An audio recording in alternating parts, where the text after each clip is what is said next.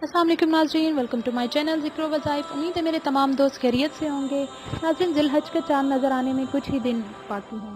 तो जैसा कि आपको पता है कि ये ईद सिर्फ ईद नहीं होती, इस पर जो है हमें कुर्बानी भी करनी होती है। ठीक है, जानवर लेना होता है, कुर्बानी करना होता है। तो इस सब के जो है तरीक़ाकार हमें बताया गया है, हदीस से साबित होता है। और सारे जो मसले मसाइल जो छोटे-छोटे हैं, उनके मुतालिक मैंने सोचा कि आप लोगों को थोड़ा बहुत जो है डिस्कस कर लूँ, ताकि चलो जो नॉलेज मेरे पास है वो आप लोगों तक भी पहुँचे और आप लोग आगे उसे पहुँचाएँ।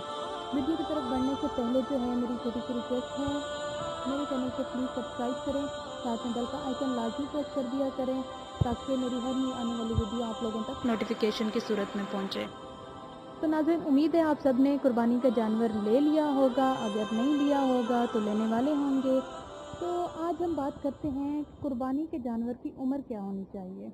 कुर्बानी के जानवर की उम्र यानी कि जिसके मुतालिक हमें जैसे हुक्म दिया गया, आप सल्लल्लाहु अलैहि वसल्लम ने फरमाया है या हमारे सुन्नत का है, ये सारा इससे रिलेटेड मैं आज बताने जा रही हूँ कि कुर्बानी के जानवर की उम्र असल क्या होनी चाहिए।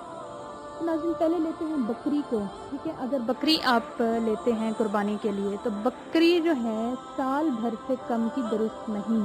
ठीक है, यानी कि साल से ऊपर उसकी उम्र होनी चाहिए बकरी की, साल से कम की दुरुस्त नहीं है।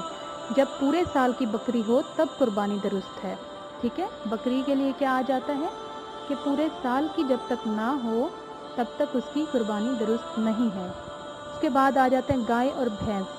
ठीक है, जैसे बड़े में हिस्सा डालते हैं, बड़ा जानवर करते हैं खुद से या कोई हिस्सा डालते हैं, तो उसमें क्या है कि गाय या भैंस 2 बरस से कम की दुरुस्त नहीं।